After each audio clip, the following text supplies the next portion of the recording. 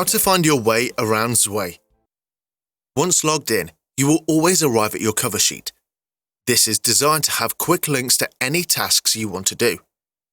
It saves a lot of time when you don't have to search for the correct application. To close the cover sheet, click on the cross at the top left-hand corner.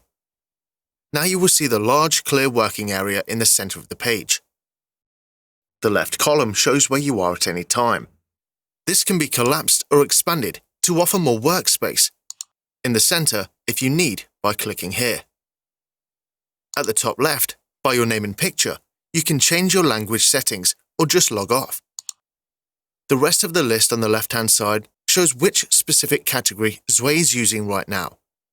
You can, if you wish, click on any one to see an expanded list of sub-applications. The center workspace can be used to house your widgets, which are real-time reports.